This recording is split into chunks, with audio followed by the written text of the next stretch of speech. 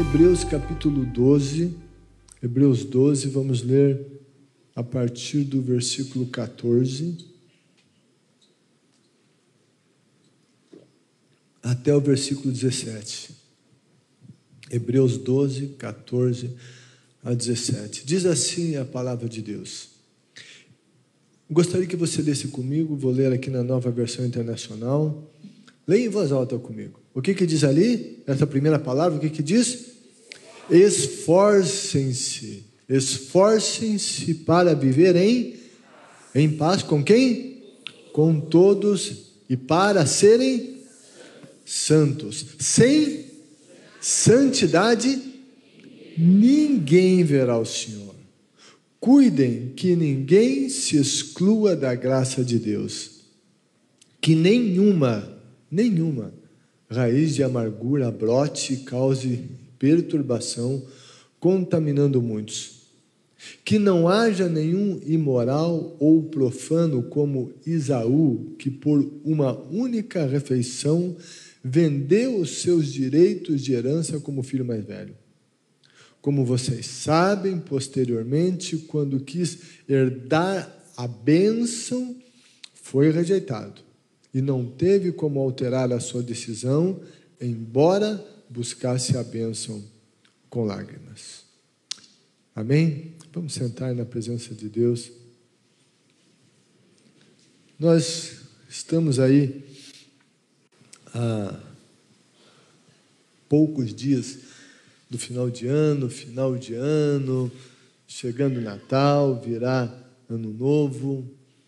Isso mexe nas agendas, mexe nas emoções, mexe em muita coisa. E talvez você até esteja aqui com a cabeça em todas essas coisas lá fora. Não, agora é o momento para ouvirmos a palavra de Deus.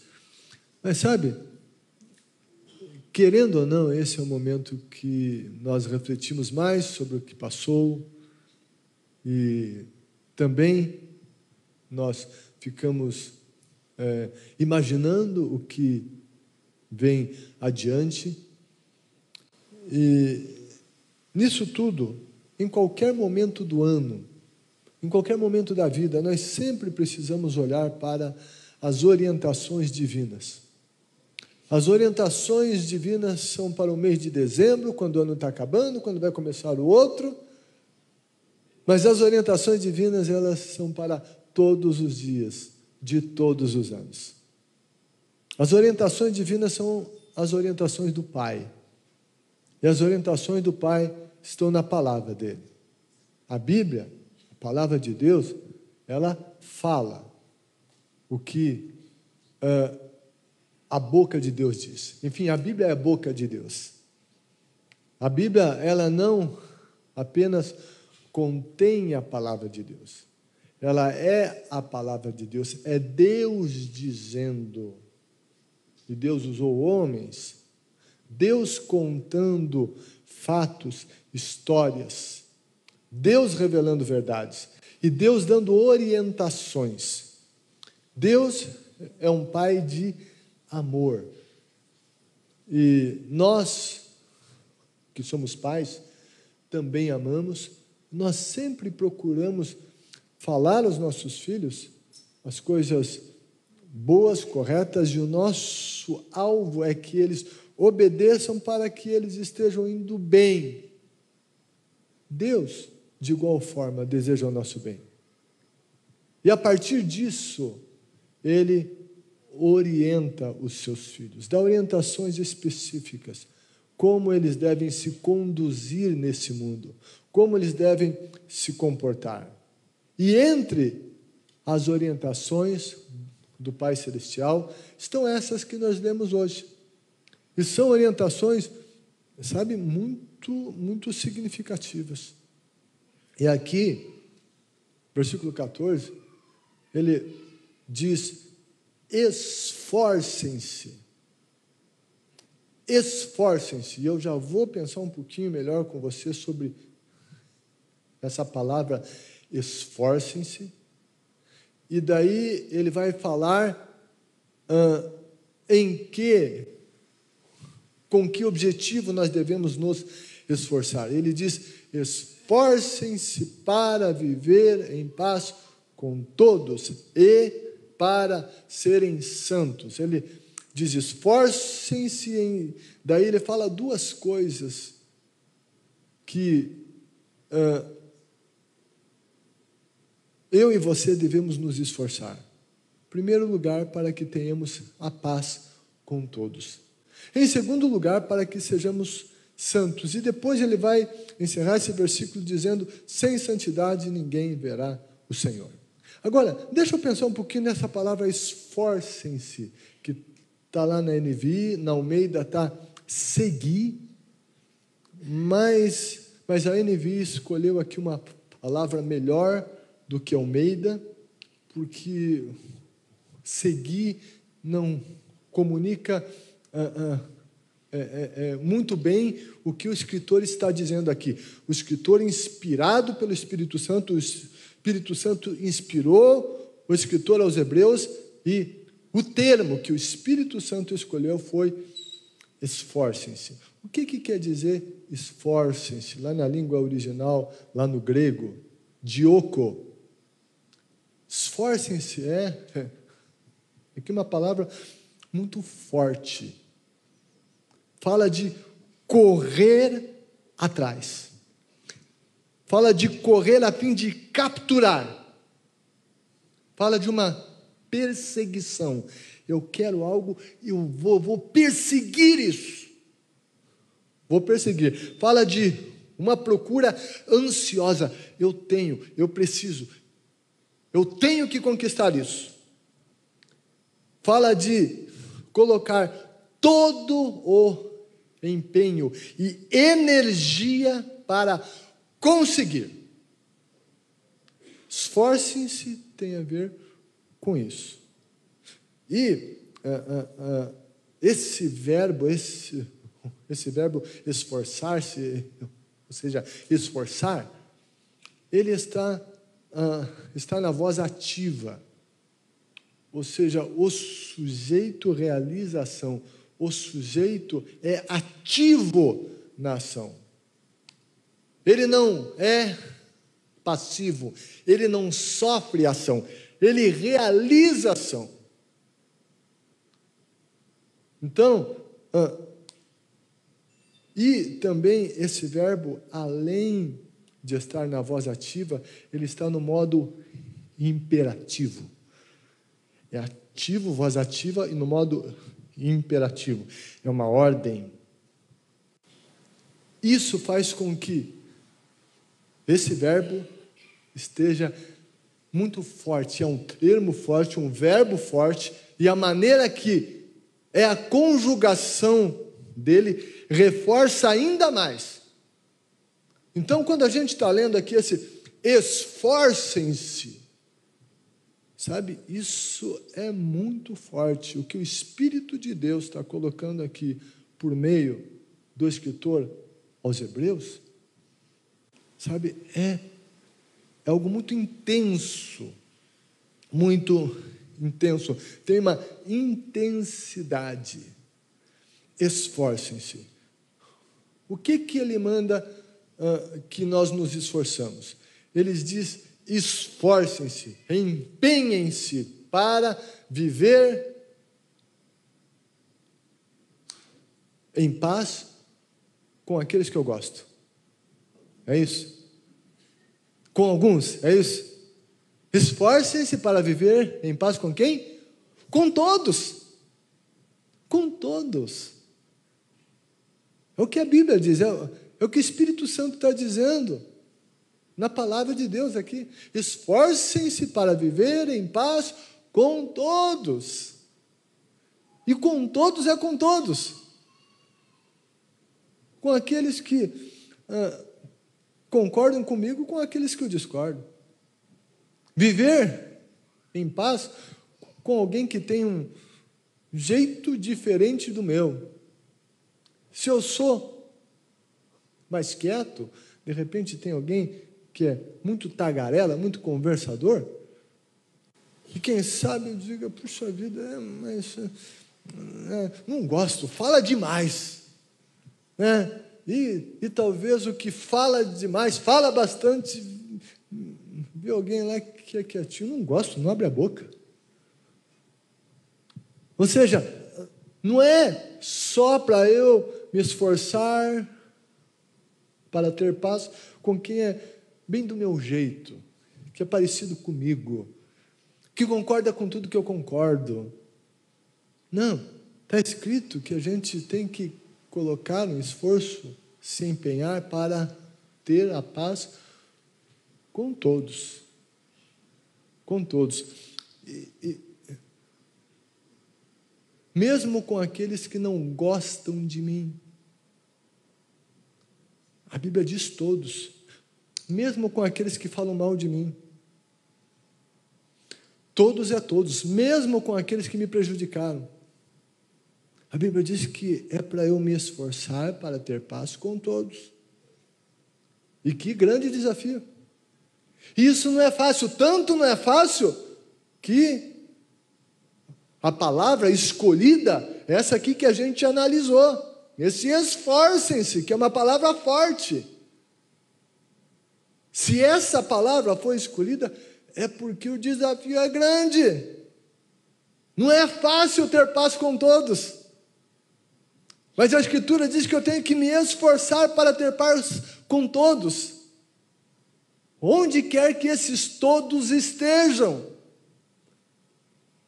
E isso exige de mim algumas coisas. Esse esforcem-se, ou esforce-se, tem algumas coisas essenciais, sabe? Para que eu tenha a paz com todos, eu preciso ter um coração perdoador. Sem perdão não vai ter paz. A Bíblia diz que, assim como nós perdoamos, nós devemos de perdoar. A oração dominical, a oração do Pai Nosso, modelo de estrutura de oração e de conteúdo, de assunto, de temas de oração que Jesus colocou, está lá, quando nós oramos, perdoa as nossas dívidas, assim como nós perdoamos os nossos devedores. Então, sem o perdão, não haverá paz. Outra coisa, sem uma boa comunicação, não haverá paz, haverá muitos conflitos. Eu preciso me esforçar na minha comunicação.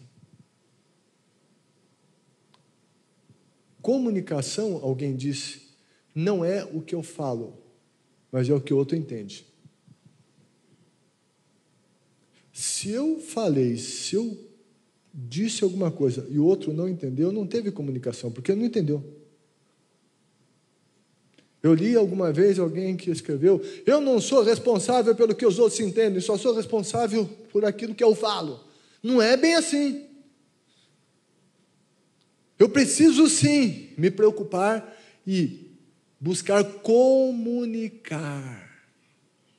Fazer com que o outro entenda o que eu estou dizendo, o que eu estou querendo dizer. Se o outro não entendeu, não houve comunicação. Agora, para que o outro entenda o que eu estou comunicando, eu preciso me esforçar, eu preciso, de alguma maneira, estudar, compreender o meu interlocutor. Eu tenho que olhar para aquela pessoa com quem eu estou conversando. Eu preciso buscar, comunicar, falar de uma maneira que essa pessoa entenda. E isso exige esforço. Isso exige esforço.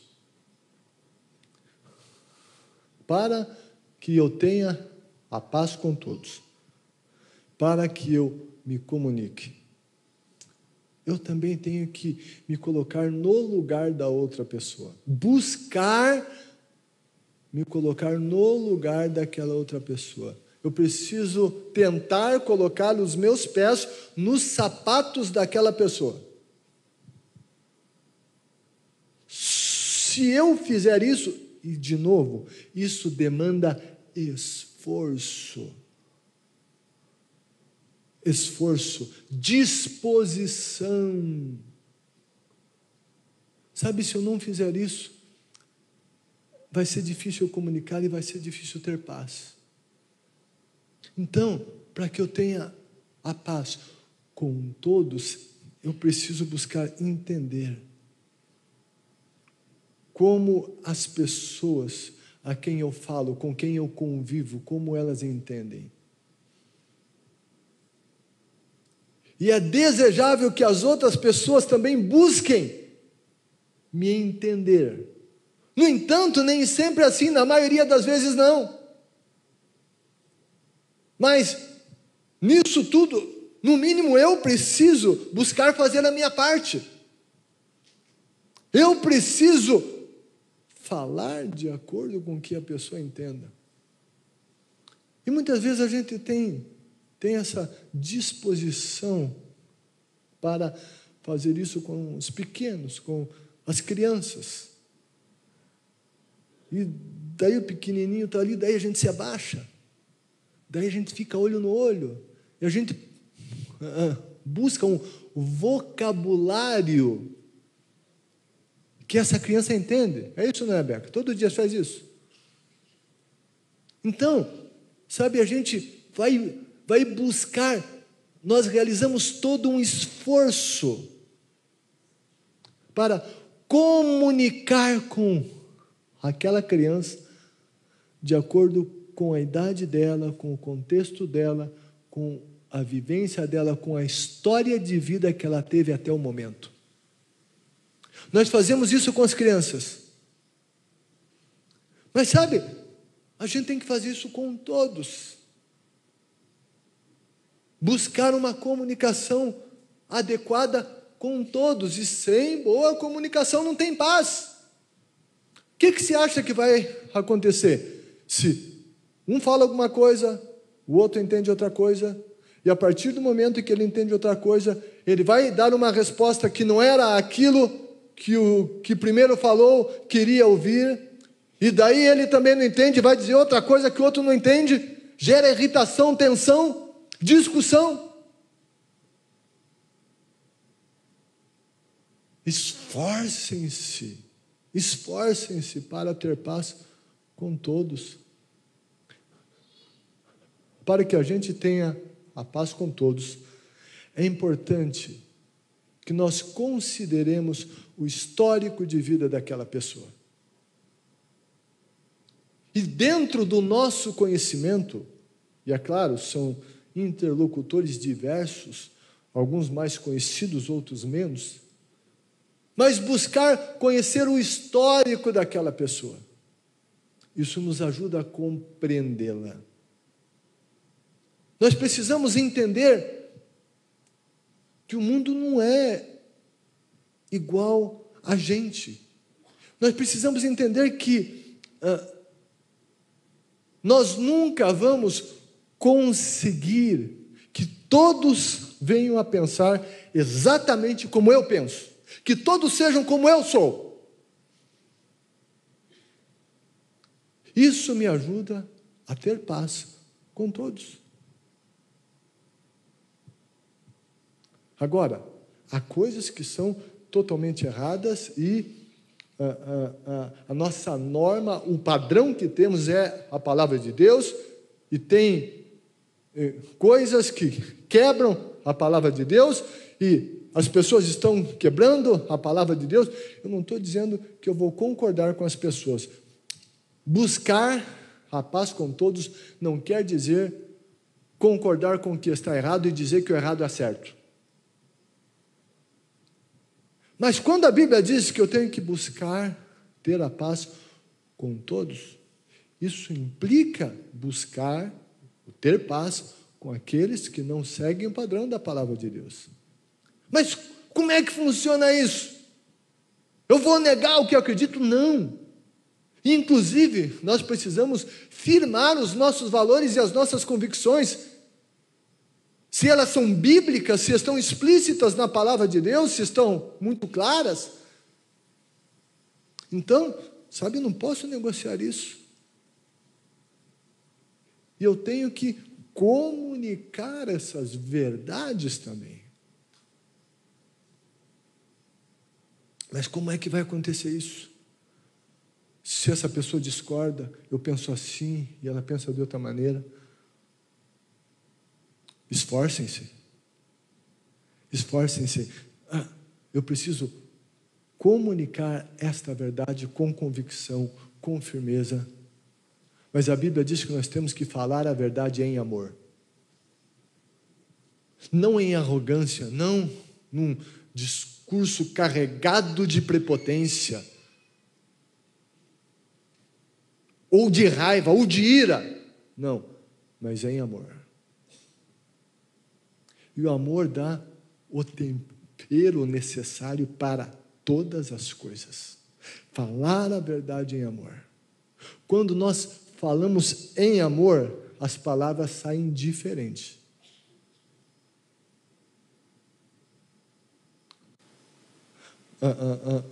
Algo que eu vi de Rubem Alves na época, isso na época lá de uma faculdade que eu fiz, eu e a Carmen, certo? Ele veio lá na faculdade que nós estudávamos e reuniram todos os alunos da faculdade.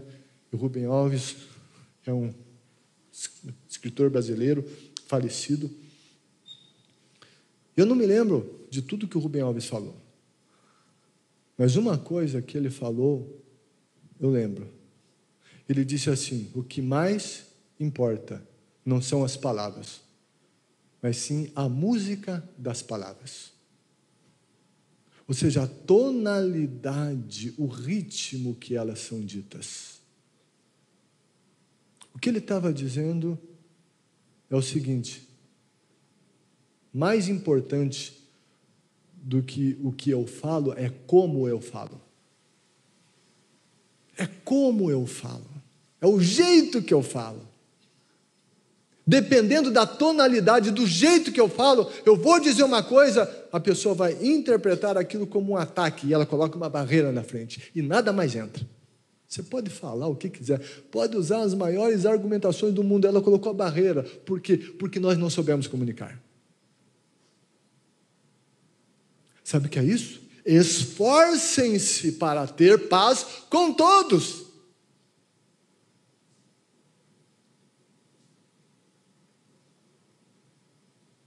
Tem gente que às vezes faz um esforço muito grande para guerrear com o máximo de pessoas possível. Fica só na conversa, buscando qualquer coisa que ela possa pegar aquele detalhezinho para armar uma briga. Não é esse esforço. Quem quer que a gente faça esse tipo de esforço é o inferno, não Deus. Deus quer que nós nos esforcemos para ter a paz com todos. A comunicação, a tonalidade, o volume de voz. Em uma conversa, quando um começa a levantar ergue a voz e acha que quando ele levanta a voz, ele vai vencer. Grande burrice, grande idiotice. Acha que eu levanto a voz e então o outro vai ter que me ouvir. Sabe o que acontece? O outro vai levantar a voz um pouco mais do que esse. E esse vai levantar mais ainda. Sabe o que vira? Gritaria, bagunça, guerra. Comunicação desaparece. Não tem busca de paz. Agora, os dois estão em guerra, buscando guerra. Esforcem-se, esforcem-se. Nesse esforço exige de nós a compreensão de que somos diferentes. Quando eu faço um casamento, vou fazer um casamento, eu sempre busco conversar com esse casal antes. Junto com a Carmen, geralmente. E quando eu estou com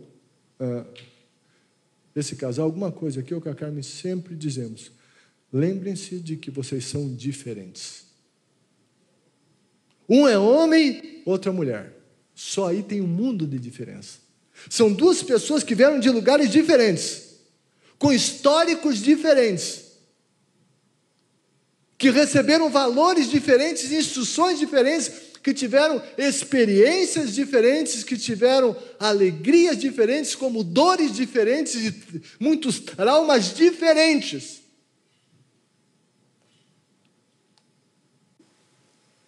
E se um casal, isso se aplica não só a casal, mas a qualquer relacionamento, se nós não entendermos que somos diferentes e quisermos que o outro seja igual a gente, não vai dar certo. Muitas vezes mulheres têm uma dificuldade enorme de entender o porquê que homens não são iguais a elas, e homens têm dificuldade enorme de não entender por que mulheres não são iguais a eles. Geralmente, isso não é regra, né? Eu já vi isso invertido, mas geralmente o homem é mais racional. Meu Deus, 2 mais 2 é 4, está aqui, está claro, está nítido. Como é que essa mulher não entende? É razão, é lógica. E daí a mulher diz: não entendo como esse homem não está percebendo, não tem sentimento, parece. Olha só o que está acontecendo com as emoções.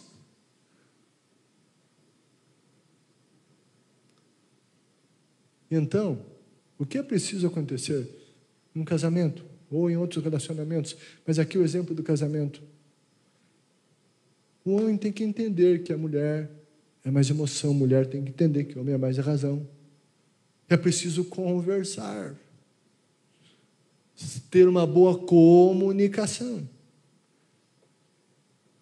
E geralmente quando há um equilíbrio e um tempero, muita coisa, há uma conversação, uma tomada de decisão, quando as duas coisas são compreendidas.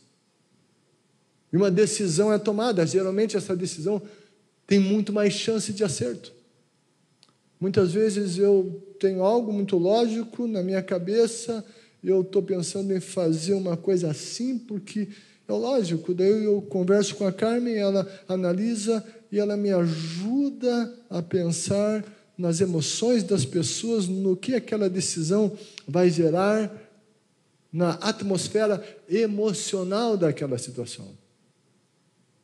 E daí eu consigo enxergar algumas outras coisas, porque as pessoas são dotadas de emoção e não só de razão.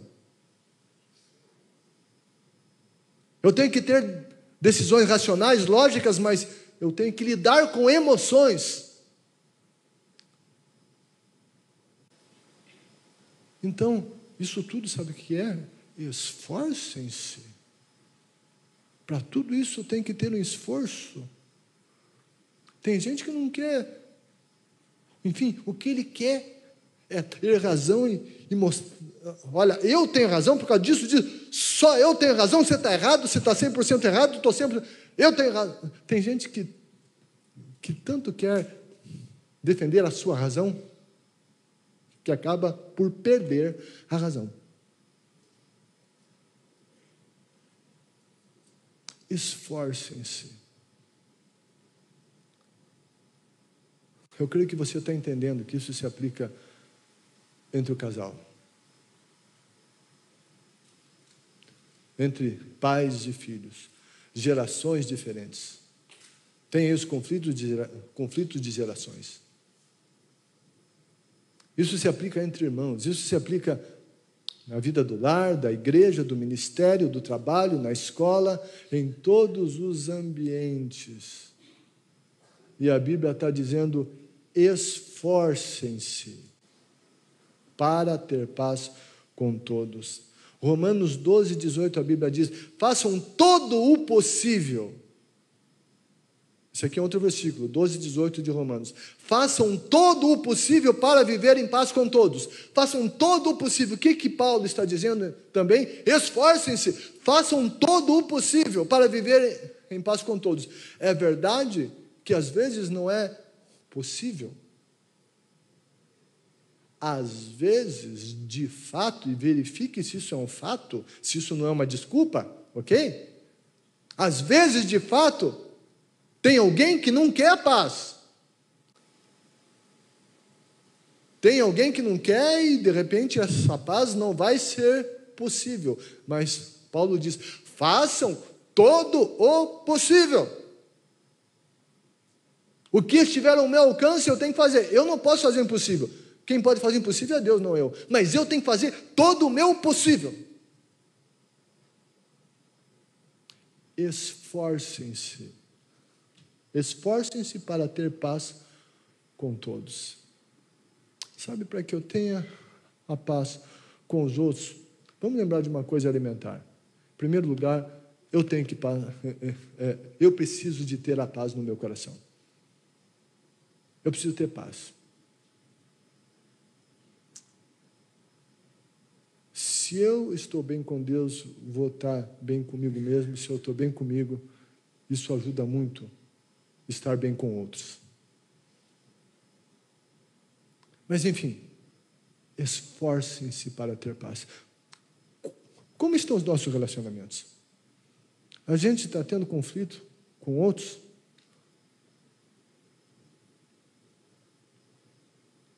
O que a gente tem que fazer por isso? E aí ontem aqui, depois do culto da noite aqui dos jovens, eu conversei aqui com um casal e daí eles mencionaram a questão das linguagens de amor. Enfim, é um livro recomendado, as 5 linguagens de amor, recomendado a todos. Se você não leu, é uma boa leitura, tá? Isso tem a ver com todos os relacionamentos, marido e mulher, pais e filhos, irmãos, qualquer ambiente. Ou seja, eu estava ouvindo um casal que se esforçou, que estão num processo, que estavam pensando em se separar, vieram a Jesus, a vida está mudando, está acontecendo muita coisa diferente, mas reconhecem que tem muito para mudar, mas está tendo um esforço. Esforço. Isso envolve compreender o outro. O Espírito Santo está falando por meio da palavra dele a nós sobre o esforço pela paz. Nós somos o agente ativo. Esforcem-se. Há um imperativo acerca disso. Está dizendo que a gente tem que fazer isso. Gente, isso tudo é muito complexo. Só isso dá muitas mensagens. Eu já estou me demorando mais do que eu pensava nesse tema. Tem muitas outras coisas ali. Mas, enfim, vamos assumir as nossas responsabilidades. Vamos parar de jogar a culpa só nos outros da falta de paz. Vamos assumir as nossas e fazer o que nos compete.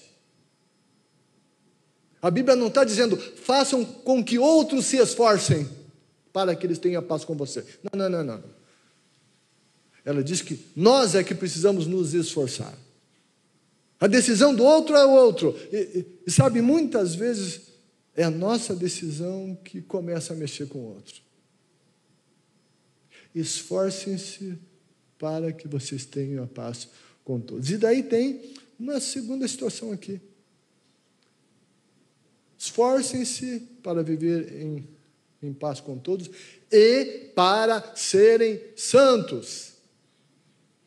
Esforcem-se para serem santos. Deus diz na palavra dele, sejam santos, porque eu sou santo. O que quer dizer ser santo? Muitos têm em mente que o santo é alguém que já morreu, mas que na história da vida dele operou algum suposto milagre que foi estudado, certo? E que então determinado concílio estudou aquilo e canonizou determinada pessoa, e está lá a imagem dela no nicho, ou no altar, ou a fotografia em algum lugar, né? Então, lá com essa cabeça um pouco baixa, com esses olhos meio morteiros, assim, né? Então, esse é o santo. Não é disso que a Bíblia está falando. A Bíblia está falando de santo de carne e osso, de santo vivo. Ser santo vivo. Não morto canonizado. Não, mas de gente viva. Aqui, o autor, aos Hebreus, está falando, não aos mortos, mas para a gente que estava viva. Esforcem-se para serem santos. Tenham empenho. Busquem, persigam isso, persigam o serem santos.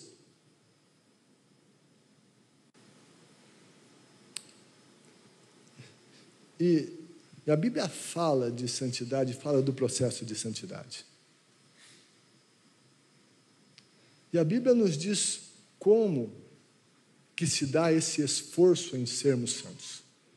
Agora, esse esforço para sermos santos não é algo que eu vou me isolar e comigo mesmo, na força, com o poder da mente, com o poder do pensamento positivo, ou, enfim, então isso vou me concentrar, eu vou fechar o olho, vou ficar numa posição determinada, daí vou conseguir ser santo. Não.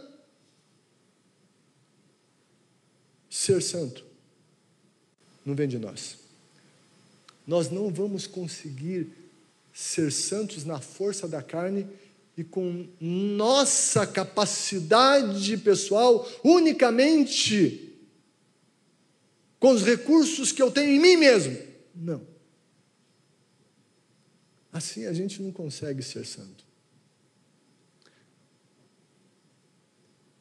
E na minha maneira de ver, do que eu lembro, que eu penso, quando eu olho na Bíblia, a passagem da Bíblia que mais me ensina sobre santidade é João 15.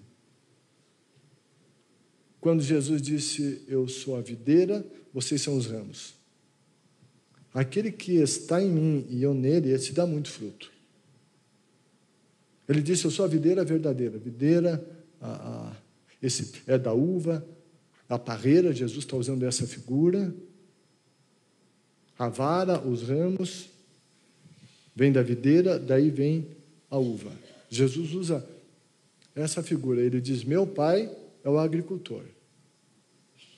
Então, o pai é o agricultor, Jesus a videira, nós os ramos e aqui vem os frutos. E esse capítulo fala sobretudo não do fazer, mas sim do ser. Fruto na Bíblia, eu não estou dizendo que está errado, dependendo do contexto, certo? Mas fruto tem a ver com caráter, com ser, não com fazer. Em João 15, é isso. Enfim, a melhor maneira de nós interpretarmos a Bíblia é olhando na Bíblia. E na maioria das vezes, fruto é o ser e não o fazer.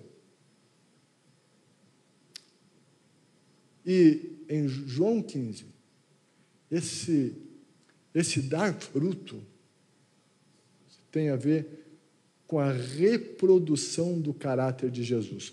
Jesus é a videira, nós somos os ramos, e esse fruto que é produzido aqui vem a partir do conteúdo da videira, que envia a seiva para que por meio da vara o fruto seja produzido. Tem a ver com o que Jesus é. Tem a ver com o caráter de Jesus. Santidade é a reprodução do caráter de Cristo. Mas agora, eu não vou conseguir reproduzir o caráter de Cristo sem Cristo, sem estar ligado a Cristo. Eu não consigo. Não é meu esforço nesse sentido, de eu sozinho vou produzir um fruto. Você nunca vai ver uma vara de videira que não esteja ligada à videira, sozinha, ela produzindo fruto. Isso nunca existiu, nunca vai existir. Uma vara sozinha, desligada da videira, produzindo fruto. Não existe. Logo, qual precisa ser o nosso esforço para ser santo? O nosso esforço para ser santo envolve o esforço de estar ligado à videira. Todo o meu empenho, esse esforço que o autor aos Hebreus está colocando aqui, tem que ser um esforço para eu estar ligado em Jesus. Eu preciso estar ligado nele para receber dele, do espírito dele, do caráter dele, para então reproduzir o caráter dele, que é efetivamente santidade. Eu não consigo isso se eu estiver desligado da videira. E Jesus mesmo disse, João 15, versículo 5, ele diz: sem mim nada podeis fazer. E esse fazer não é a melhor palavra. Ali seria a melhor palavra: sem mim vocês nada podem produzir. Que também é uma maneira de traduzir essa palavra do grego e que está mais de acordo com o contexto do texto. Então, eu gosto de ler esse versículo dizendo: sem mim vocês nada poderão produzir. E essa produção é a reprodução da vida de Cristo, do caráter de Jesus.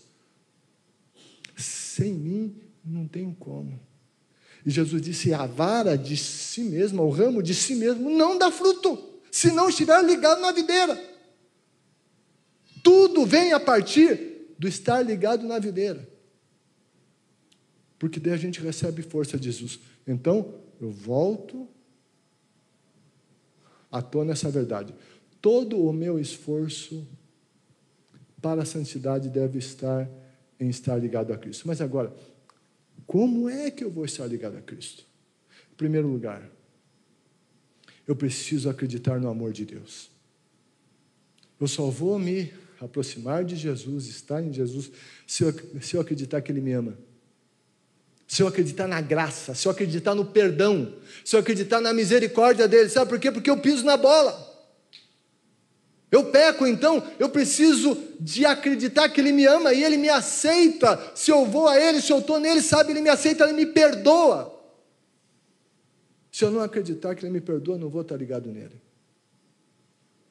A Bíblia diz que é pela graça que nós somos salvos, por meio da fé.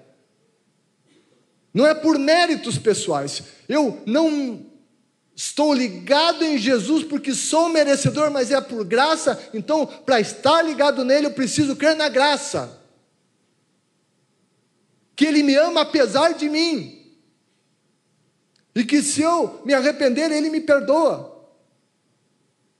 Então, para que eu esteja ligado em Jesus, eu não posso acreditar no diabo, no diabolos, no acusador, no caluniador, que fica me dizendo que eu não devo falar com ele porque eu errei, porque eu fiz isso, eu fiz aquilo, então ele não quer mais saber de mim, e quem sou eu para falar com ele? Eu não sou ninguém, mas ele me ama. E ele diz que aquele que vem a ele de maneira nenhuma ele lança fora. Em primeiro lugar, para estar ligado em Jesus, eu tenho que acreditar nisso. Se eu não acreditar nisso, eu estou perdido. Se eu quiser resolver a minha vida sozinho, consertá-la sozinho e fazer por merecer estar nele, eu nunca estarei nele. É pela graça. primeiro lugar, para estar em Jesus, eu preciso crer nisso, que Ele me ama, que eu sou salvo pela graça. Eu me aproximo dEle confiando não em méritos pessoais, pois eles não existem. A Bíblia diz que é pela graça que somos salvos por meio da fé, e a Bíblia é clara, e ela diz, isso não vem de vocês. É dom de Deus, é presente de Deus, não vem de obras para que ninguém se glorie. Ponto. É o que a Bíblia diz. Eu tenho que crer nisso.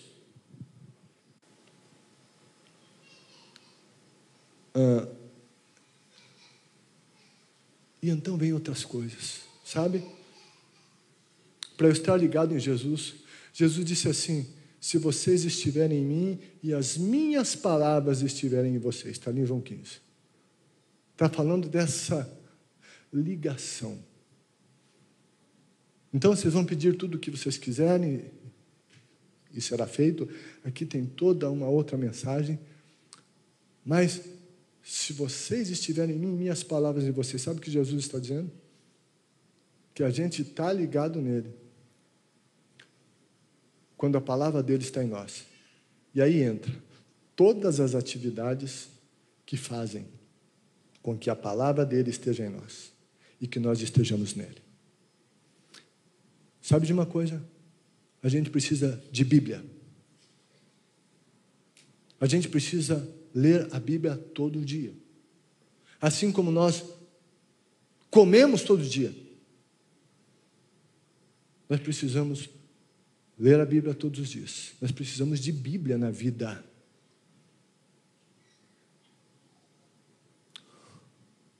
Nós precisamos de ouvir a mensagem da Bíblia. A pregação expositiva, a exposição das Escrituras.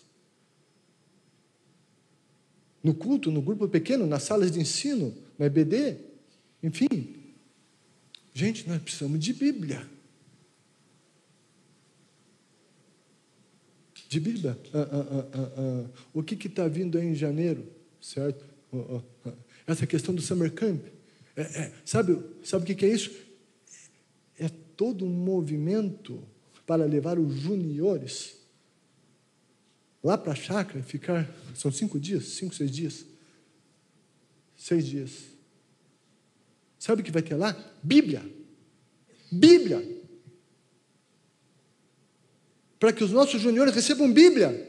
Porque sem Bíblia, não se liga a Jesus. Por isso a gente precisa de estar num grupo pequeno. Bíblia. E a gente precisa ler a Bíblia. Eu sempre digo que ninguém lê de fato a Bíblia se não tiver um método. O ano passado a gente até colocou aqui esse livretinho aqui, certo? Que você lê a Bíblia em 2 anos. Lendo, em média, 2, às vezes 3 capítulos ao dia. Em média, você, não é exatamente isso, mas geralmente você lê um do Antigo, outro do Novo. Em um ano você lê o Novo inteiro, metade do Velho. Segundo ano, lê a segunda metade do Velho, e mais uma vez o Novo. Enfim, esse aqui é o método que eu e a Carmen usamos há anos. É um método, certo? Hoje até, depois, quem quiser, leva um desse. Ok? Depois eu explico mais. Mas, enfim, nós precisamos de Bíblia. Sem Bíblia, sem palavra, a gente não tem vida, não vai estar ligado à videira. Outra coisa, a gente precisa de oração. Sem orar, não tem como. A gente não está ligado se a gente não conversa com Ele. Na Bíblia a gente ouve, na oração a gente fala, mas também ouve em nosso espírito. E às vezes a gente acha muito tempo para tudo. Muito tempo para estar na frente da TV. Acha tempo para fazer compra, acha tempo para, enfim, redes sociais, horas nas redes sociais. Mas não dá tempo para ler a Bíblia. Não deu tempo hoje para ler a Bíblia. Deu tempo para ver as redes sociais, então é porque tinha tempo para ler a Bíblia, e se não leu a Bíblia é porque não quis. Simples assim. Se tem tempo para as outras coisas, tem que ter tempo para ler a Bíblia, tem que ter tempo para orar. E sabe, isso é disciplina. Daí alguém diz, não, mas é que tem coisa que eu leio na Bíblia e eu não entendo. Pois é, também tem coisa que eu leio, eu não entendo tudo. Mas na caminhada a gente vai aos poucos entendendo. Mas não é, sabe, não é porque a gente não entende que nós não fomos alimentados. Já que é a palavra de Deus e nós lemos, nós comemos aquilo e o nosso espírito é alimentado. Eu vou orar, mas sabe, eu vou orar, daí não sinto nada. Eu vou orar, daí minha mente fica fugindo. Sabe de uma coisa? Eu também, muitas vezes eu vou orar, eu chego ali para orar, eu não estou sentindo nada. E a minha mente começa a fugir. Às vezes não, às vezes eu começo a orar, estou ligado, a atmosfera já muda, mas às vezes não, sabe? Mas não é por causa disso que eu vou deixar de orar. Daí alguém erradamente vai citar o versículo, porque Deus diz na palavra dele, esse povo honra-me com os seus lábios, mas o seu coração está longe de mim. Então, meu coração está longe, então não adianta orar, não adianta ler a Bíblia, nada disso.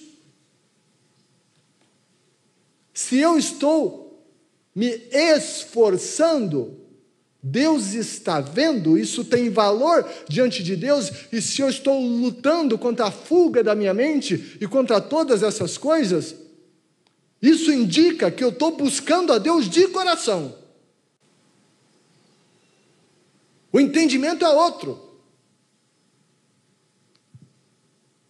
E muitas vezes eu começo a orar, difícil, não tem nada, vou até metade da oração, às vezes depois da metade que a coisa começa a acontecer. Às vezes eu tive um tempo de oração e de repente senti, eu não senti nada. Não interessa, eu orei. Eu estive com Ele, eu dediquei esse tempo a Ele. Isso é culto. Eu não tenho que sentir para orar ou ter vontade para ler a Bíblia. Não, se eu depender disso, eu não faço nada disso. Eu não vou estar ligado em Jesus. Eu tenho que me esforçar para receber dele, porque isso implica em um esforço para ser santo. Isso fala de disciplina. É aí que entra o que Jesus disse de negar-se a si mesmo. Eu preciso estar em Jesus, eu preciso de conhecer o amor de Deus, eu preciso de Bíblia, eu preciso de oração, eu preciso de igreja. Eu preciso estar aqui, eu preciso ser igreja. A Bíblia diz que nós, igreja, somos o corpo de Cristo. Corpo é um corpo, os membros andam juntos, não isolados. Essa história daquele que diz, não preciso da igreja, eu me resolvo, faço a minha oraçãozinha. Enfim, esse discurso vazio, safado do inferno. Não, porque o que adianta eu ir lá? Tem gente pior que eu. Eu conheço fulano lá que vai na igreja, o que adianta? Então nem vou. Desculpa.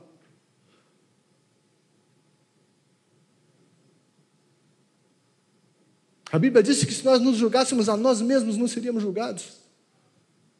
Jesus só tinha 12, um era um traidor.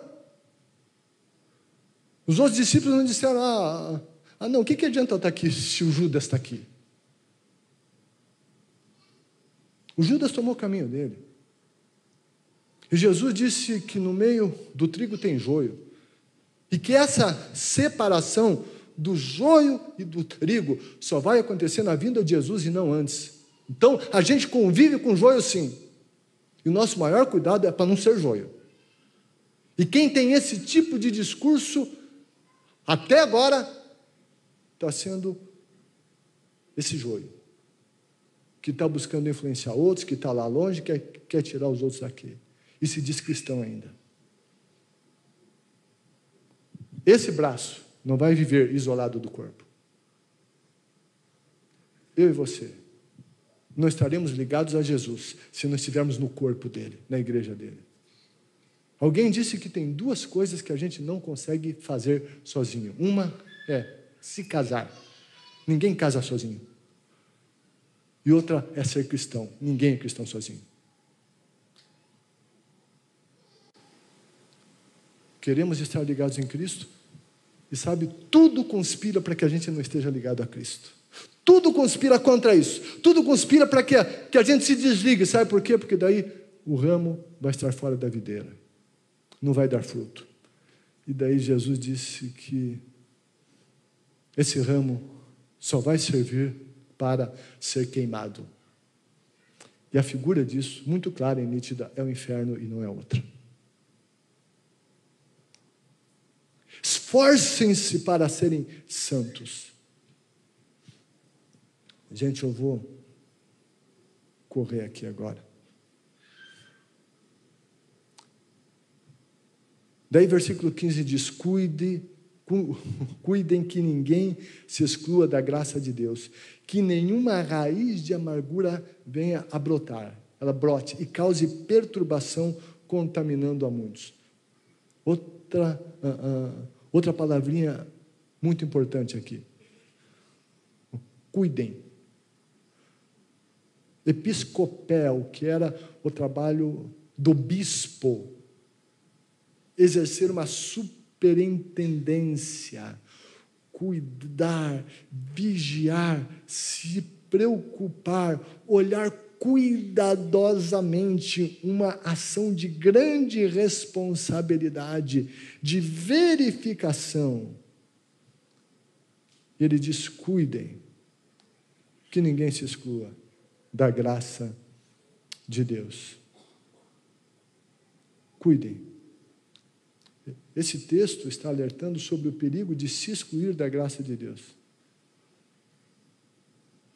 E aqui fala de uma autoexclusão. A pessoa se exclui da graça de Deus. Ela está na graça e ela pode se excluir. Que ninguém se exclua da graça de Deus. E em seguida diz como é que essa autoexclusão acontece, quando alguém se exclui da graça e diz que nenhuma raiz de amargura brote e cause perturbação, contaminando a muitos. A Bíblia está dizendo que nós nos excluímos da graça quando nós deixamos que raiz de amargura esteja em nós. Raiz de amargura fala de falta de perdão. Raiz de amargura é quando a gente recebeu a graça, o perdão divino, e a gente se recusa a estender esse perdão a outro. Nós retemos o perdão, nos amarguramos, recusamos a liberar o perdão. Isso vai se enraizando em nós. O que a Bíblia está dizendo é que quando a gente não perdoa, a gente se exclui da graça. E é pela graça que a gente é salvo.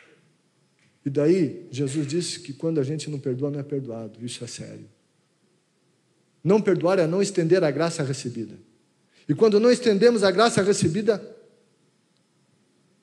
nós nos excluímos dessa graça. E a Bíblia diz mais que essa raiz de amargura contamina outros. Adoece outros que estão à nossa volta. Isso acontece em casa, no lar, na igreja, no trabalho, na escola. Os amargurados contaminam. E ai daquele que assim o faz. E nós, como filhos e filhas de Deus, precisamos cuidar e verificar, supervisionar, cuidar, olhar para o nosso interior com muito cuidado, com essa responsabilidade de um supervisor, de um bispo ali que tem essa grande responsabilidade que é colocada sobre ele e para ver como está aqui dentro. Cuidem, supervisionem, para que não haja raiz de amargura e que contamine a outros, cause perturbação. Todo amargurado é um causador de perturbação.